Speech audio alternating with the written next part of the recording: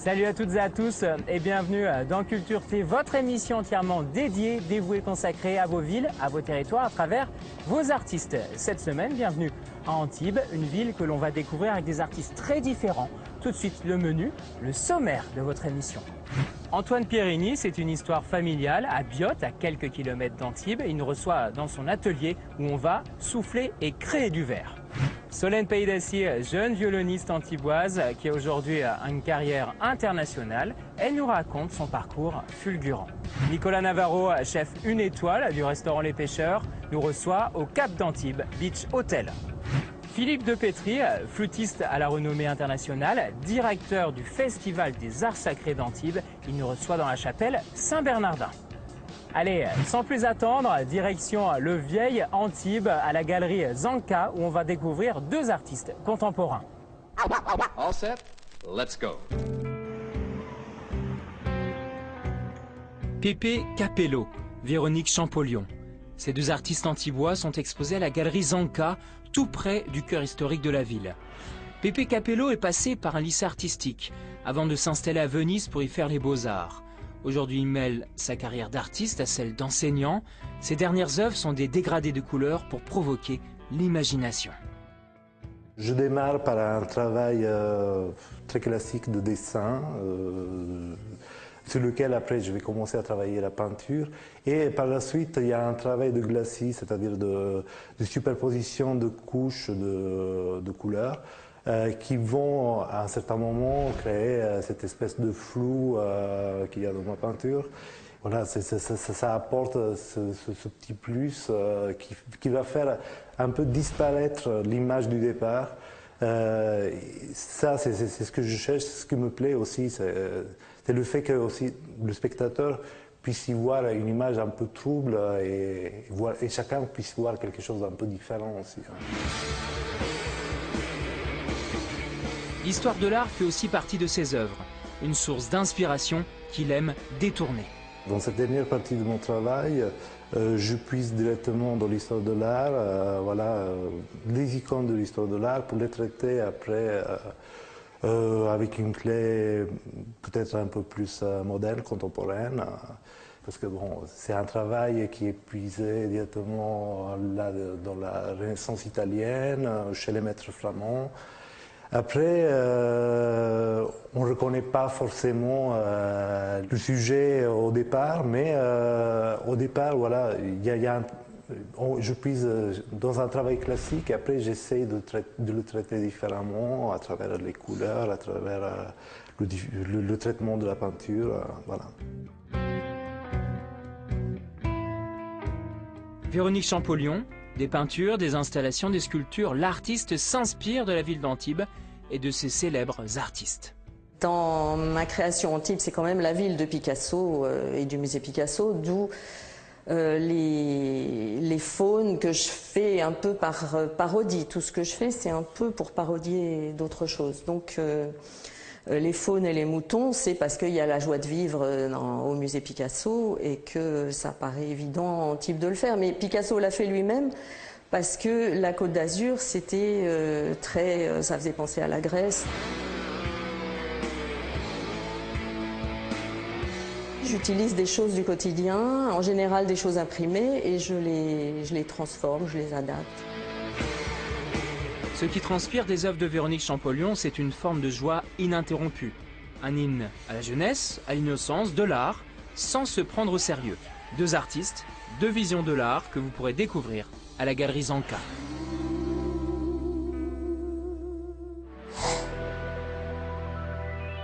On va quitter quelques instants la ville d'Antibes, direction la petite commune de Biot. Biot est connu et réputé dans le monde entier pour ses artisans et ses artistes qui travaillent le verre. L'un d'entre eux, Antoine Pierini, nous a accueillis dans son atelier.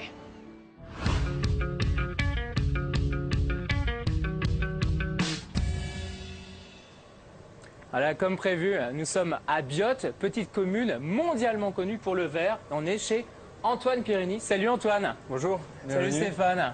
Bonjour. Merci de nous accueillir. C'est une entreprise familiale ici, hein? Voilà, tout à fait. Ouais. C'est une entreprise qui est installée à Biot depuis 1980, dans un ancien moulin à huile d'olive. D'accord. Et je crois que c'est ton père qui déjà travaillait le verre et qui t'a donné, on va dire, cette fibre artistique. Ouais, il m'a transmis un peu cette passion pour le verre. Et c'est tout naturellement en fait que moi j'ai voulu qu'il m'apprenne ce métier. Gamin, tu as des souvenirs particuliers? Ah, beaucoup. En fait, gamin, on habitait juste au-dessus du moulin. Ouais, j'avais mon parc pour enfants qui était là, dans la petite cour. J'avais une chaise haute dans l'atelier. Donc, et tu voyais ton père travailler le verre juste à côté? Ouais, depuis tout petit en fait. D'accord. Ouais. Bon, il fait très chaud, j'ai enlevé mon chapeau. Hein, on va se mettre à l'aise. Ouais. Et puis on va te suivre un peu dans l'élaboration d'une de tes créations. Voilà, je te suis. Hein, je crois qu'il y a plusieurs étapes nécessaires. Ouais, donc là, on va faire une sculpture qui s'appelle apesanteur, avec une forme courbée. D'accord. Bon, voilà, on va... Écoute, on te suit, vas-y.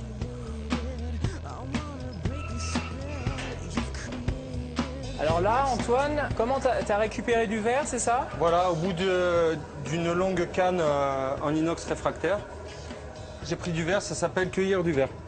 Donc tu cueilles du verre? Voilà. Ok. Donc tu refroidis la canne à chaque fois? Voilà, à chaque cueillage, on refroidit la canne. C'est une question bête, tu travailles pas avec des gants, c'est pas trop chaud la canne? Ben, si on la refroidit pas, oui, on pourrait pas la prendre de si près et avoir une meilleure maîtrise. Après, des gants, c'est rare. C'est rare. Ça dépend vraiment des pièces que j'ai à faire. D'accord, puis tu es habitué évidemment. Un petit peu, ouais. Mais bon, ça chauffe quand même. Oui, j'imagine.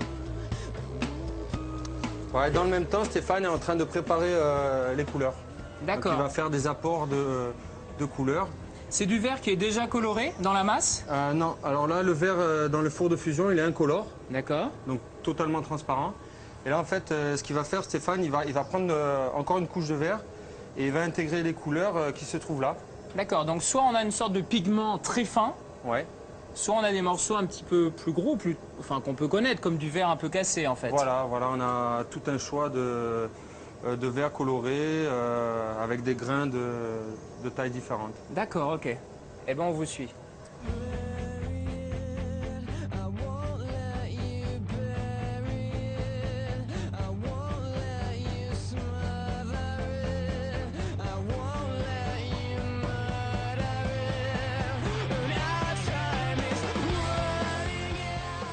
Là, le verre, il est à peu près à quelle température? Quand on sort du four, il est pas loin des 1200 degrés. D'accord. Là, il a déjà commencé à refroidir, il doit être autour de 1000 degrés là. D'accord, donc il perd très vite en température. Ouais. Donc il faut le travailler rapidement. Il faut être très rapide. On a 1 minute 30 pour le travailler. Après, il faut aller le réchauffer dans un four de réchauffage. D'accord. Et là, la température à l'intérieur, elle est à 1300, 1350 degrés. D'accord, ok. Donc c'est des températures vraiment constantes qui sont nécessaires pour travailler le verre. Oui.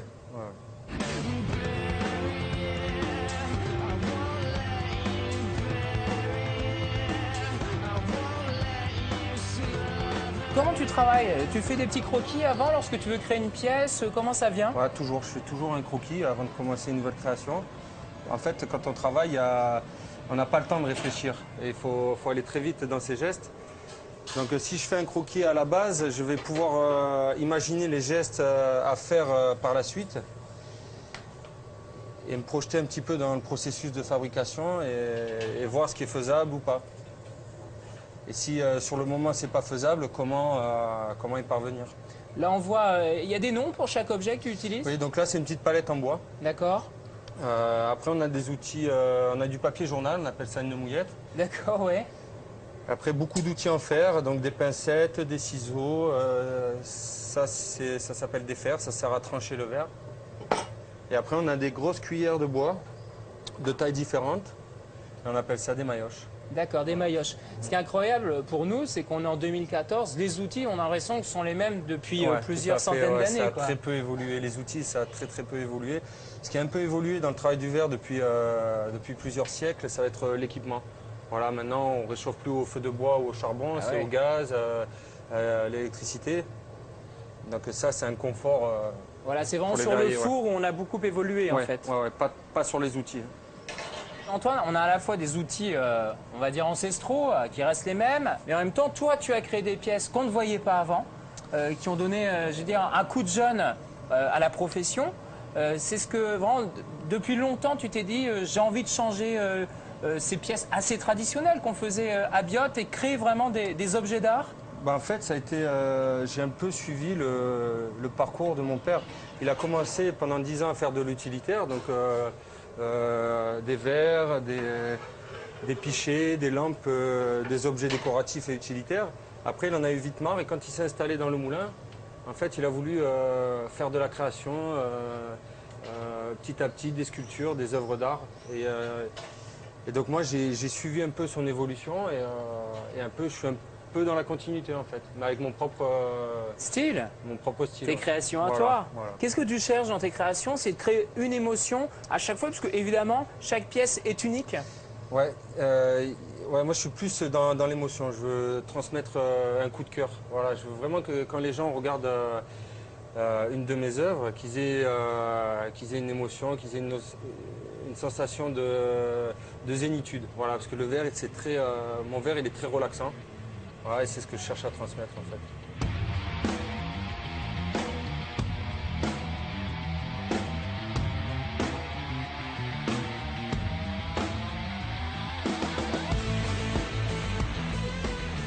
Est-ce qu'il y a des pièces dont tu rêves? Tu arrives évidemment à mettre sur le papier et tu te dis, j'ai pas encore les capacités pour les faire. Il faut que je continue évidemment à me perfectionner. Ouais, pour, toujours, on a toujours des rêves. Moi, j'ai beaucoup d'idées, c'est pour ça que je fais beaucoup de croquis, pour ne pas oublier aussi des fois les idées. Et là, je suis en train de travailler sur des sculptures monumentales de plusieurs mètres de haut, des bambous alliant verre et bronze. D'accord. Donc, c'est des choses que j'aimerais faire de plus en plus, voilà, des œuvres monumentales. Pourquoi on voit des flammes parfois sortir lorsque c'est ça juste touche... le bois qui crépite sur le verre chaud. D'accord. Écoute Antoine, merci beaucoup en tout cas de nous avoir accueillis ici à Biot, puis dans cet atelier familial. Avec On va te plaisir. laisser travailler, découvrir toutes ces images, tout ce que tu crées là avec Stéphane à côté de nous. Et puis je te dis à bientôt. Merci beaucoup. Merci Antoine.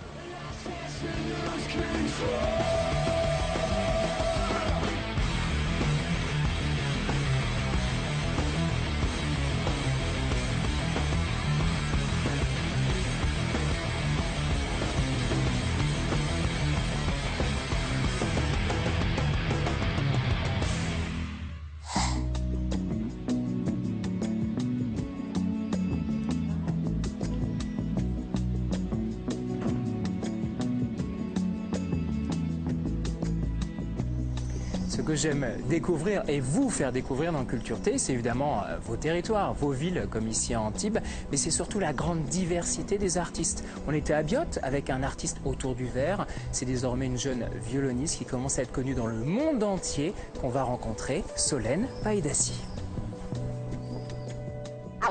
All set? Let's go.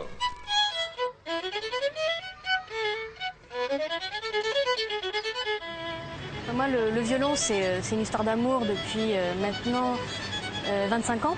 Et ça a commencé quand j'étais toute petite, à 3 ans et demi, où j'ai vu un concert à la télé, un concert symphonique, et où voilà, je me suis levée, j'ai mis le doigt sur la section des premiers violons et j'ai dit, moi, je veux faire ça.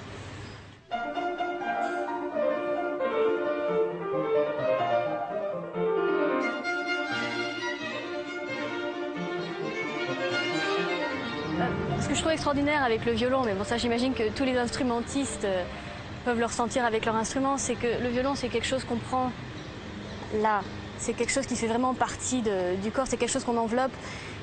Et c'est voilà, pour moi c'est vrai que c'est une continuité de mon corps parce que j'ai grandi avec, que j'ai commencé à l'âge de 4 ans, que ça fait 25 ans que je le joue pratiquement tous les jours. Et c'est vrai que mon corps s'est développé en même temps que j'ai commencé avec un violon qui était grand comme ça. Et puis donc maintenant j'ai un entier. Et pour moi, oui, c'est quelque chose qui a grandi avec moi.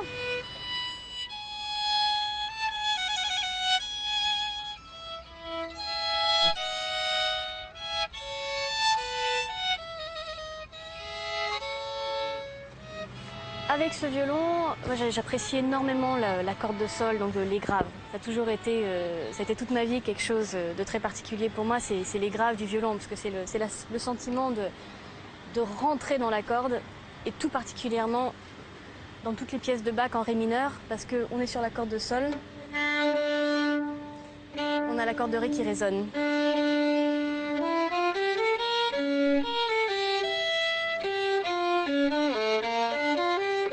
Et c'est ce ton un peu graveleux d'une certaine façon, cette voix du violon qui dans les graves, moi je trouve, est extraordinaire.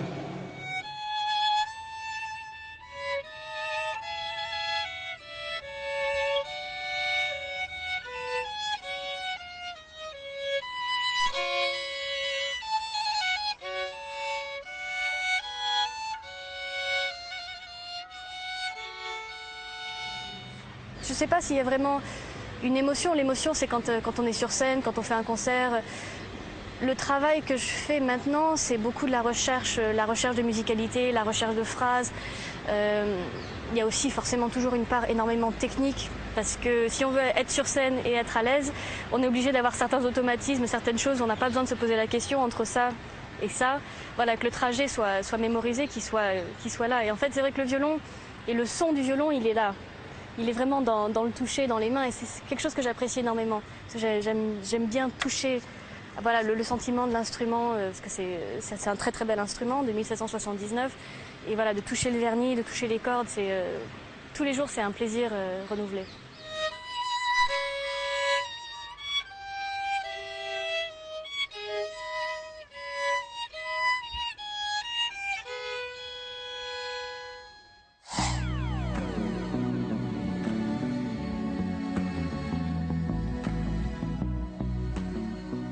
Nous sommes de retour au Cap d'Antibes Beach Hotel, où on profite d'une vue exceptionnelle sur la Méditerranée et sur l'île Sainte-Marguerite. Dans cet hôtel œuvre un jeune chef auréolé d'une étoile cette année. C'est Nicolas Navarro. Nous sommes bien sûr allés à sa rencontre. All set? Let's go. Service. On va enlever les 6 mises en bouche de la table 20. Aujourd'hui, on peut toucher à n'importe quel type de produit dans la consommation de tous les jours. Et je trouve que les goûts des gens se modifient au fur et à mesure dans le temps. Et je pense que sont nombreux les gens qui ont oublié le réel goût d'une carotte, par exemple. Donc le but, c'est, dans tout ce que l'on fait tous les jours, essayer de concentrer, lors des transformations et de la cuisson notamment, c'est de concentrer ces goûts-là et de simplifier, d'éviter les épices et de jouer beaucoup avec l'arôme brut du produit.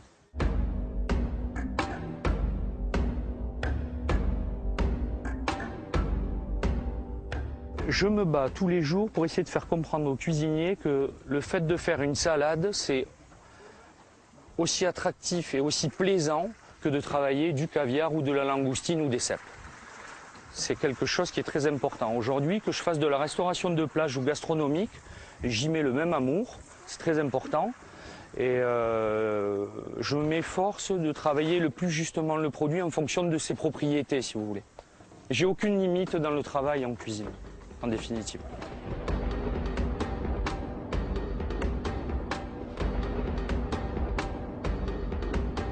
Le plus important pour moi aujourd'hui, c'est la transmission vis-à-vis des autres. Parce que j'ai très vite compris que je ne peux pas être chef de cuisine dans 10 ans si je n'ai pas d'équipe de cuisine. Donc c'est vraiment très important. On a tous, quand on est chef, ce rôle-là de formation, de transmission, essayer de donner cette envie et puis de faire comprendre aussi, parce que les époques ont changé, que l'investissement est payant, mais on ne sait pas quand en définitive.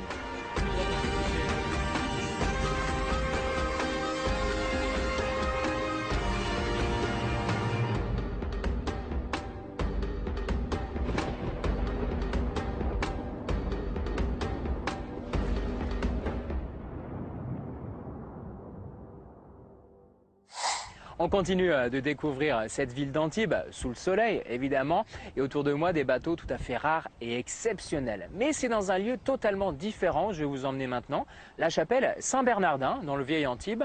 On va y rencontrer Philippe de Pétry, il est flûtiste à la renommée internationale, et il est aussi aujourd'hui directeur du Festival des Arts Sacrés de la ville d'Antibes.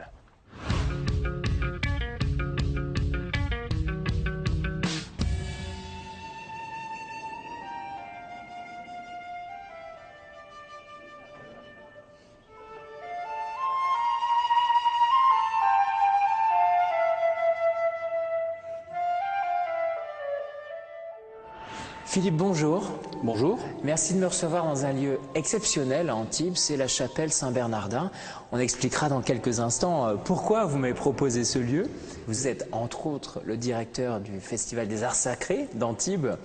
Mais ma première question concerne votre carrière internationale de flûtiste. Quels sont vos plus lointains souvenirs ? Mon plus lointain souvenir, c'est peut-être lorsque je commençais mes études musicales. Ma famille se trouvait à Perpignan et nous habitions juste à côté du conservatoire. Donc le mercredi, on entendait les gammes, les chants et voilà. Et c'est comme ça un petit peu que je suis venu à la musique, parce que notre famille n'était pas du tout musicienne. Et après tout s'est enchaîné. Nous sommes arrivés à Nice, conservatoire de Nice.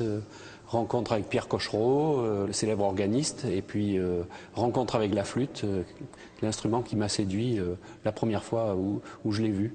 Qu'est-ce que vous appréciez dans cet instrument ? Quel est le plaisir que vous avez à jouer de la flûte ? Alors le plaisir, il est multiple parce que c'est un petit peu comme la voix humaine, l'expression de la flûte vient du souffle. Et donc en fait c'est un instrument qui est physiquement très, très présent. Et la vibration est formidable. Et puis le son, le son de la flûte, c'est, vous savez, on parle souvent de la mythologie, des histoires, ça évoque beaucoup la poésie, la magie, les légendes. Voilà, ça c'est très très séduisant. Et puis c'est un instrument qui est formidable parce que il peut se prêter à toutes les situations, il se transporte facilement. On peut en jouer partout. Moi, j'ai fait des choses extraordinaires dans des lieux où on n'aurait jamais pu, par exemple, apporter un piano. Voilà, comme à plusieurs milliers de mètres d'altitude dans le parc du Mercantour ou en Grèce, dans le théâtre antique de Délos.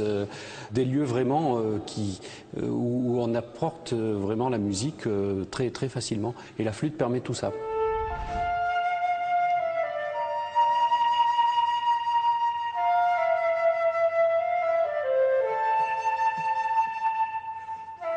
Philippe, lorsqu'on est flûtiste comme vous, avec la carrière que vous avez, qu'est-ce que vous aimez jouer? Qu'est-ce que vous aimez interpréter? J'aime tout, je n'ai pas de... Bon, je fonctionne beaucoup au coup de cœur. Et bon, c'est vrai qu'on ne peut pas faire l'impasse sur les grands compositeurs classiques comme Mozart ou Jean-Sébastien Bach. Mais j'adore improviser. Parce que je trouve que c'est une manière de susciter la créativité, l'imagination. Étant enseignant moi-même au Conservatoire d'Antibes, il m'arrive souvent de faire improviser mes élèves, même dans des tout petits niveaux, parce que c'est là qu'ils peuvent exprimer tout ce qu'ils ont à l'intérieur, leur sensibilité. Voilà. Alors que lorsqu'on interprète un compositeur, on sert le compositeur. Voilà. Et c'est vrai que l'improvisation est un bel art.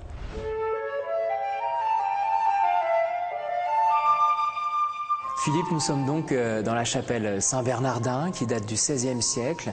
Vous avez choisi ce lieu et on vous en remercie d'ailleurs, puisque vous êtes aussi le directeur du Festival des Arts Sacrés de la ville d'Antibes, un festival qui a maintenant 23 ans. Comment est né ce festival ? Alors il a été créé parce que, il y a à Antibes un patrimoine extraordinaire. Et tout ce patrimoine, bien, il fallait le faire vivre. Et pourquoi ne pas le faire vivre à travers la musique ? Et donc, il y a 23 ans, nous avons eu l'idée de créer ce festival. Et c'est toujours avec autant de plaisir que nous entendons vraiment des groupes internationaux, des grandes œuvres du répertoire dans ces lieux. Et au fur et à mesure, ce qui prouve que nous avions raison de lancer cette manifestation, ça permet aussi de mettre en exergue les lieux qui sont rénovés. Et on parle de festival d'art sacré, mais un festival d'art sacré, ce n'est pas un festival qui est forcément dirigé vers les gens qui sont croyants. Chacun peut y trouver son compte. Et c'est ça qui est formidable dans ces lieux. Ce sont des lieux d'accueil, ce sont des lieux dans lesquels on peut penser, se ressourcer. Et bon, c'est un petit peu ce qui me séduit, moi, dans cette idée de festival. Eh bien, merci beaucoup, Philippe.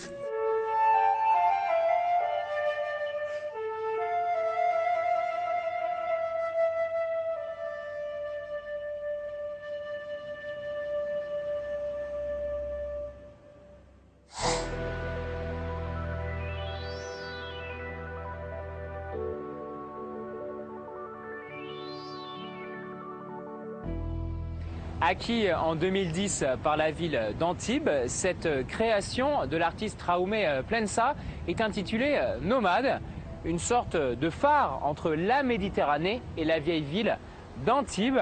Composée de plusieurs centaines de lettres, cette création est très symbolique de notre dernière rubrique dans ce Culture T, la rubrique Beau Livre.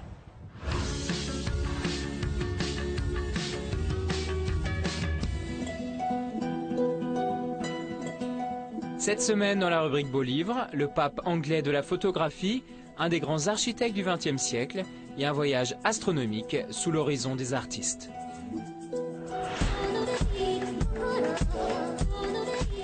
Les éditions Phaidon ont sorti le grand jeu pour le photographe anglais Martin Parr, dont le talent éblouit nos mirettes depuis les années 70.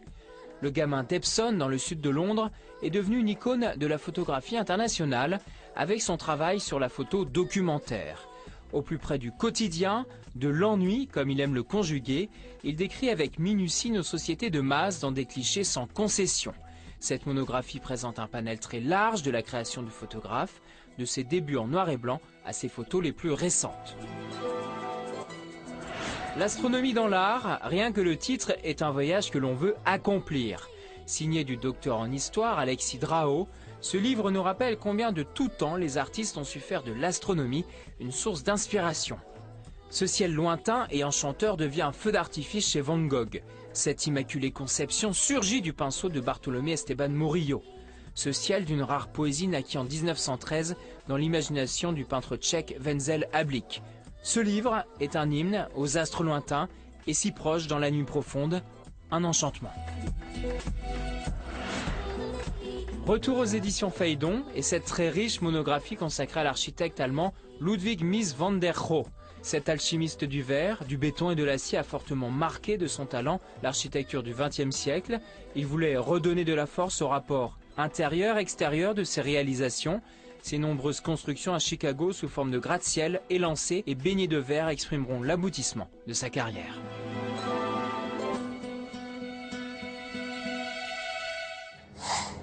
C'est la fin de votre émission Culture T ici à Antibes. Merci de nous avoir suivis. Si vous souhaitez plus d'informations, c'est sur les réseaux sociaux, Facebook, Twitter avec mon profil et celui de Public Sénat. Le jeudi matin, je vous retrouve dans Métro News pour ma chronique bande dessinée. Le vendredi, c'est dans Télé Loisirs. Je tenais à remercier tout le personnel de l'hôtel Cap d'Antibes Beach Hotel pour nous avoir accueillis, pour nous avoir aidés à tourner l'émission. Ciao et à bientôt pour d'autres aventures dans Culture T.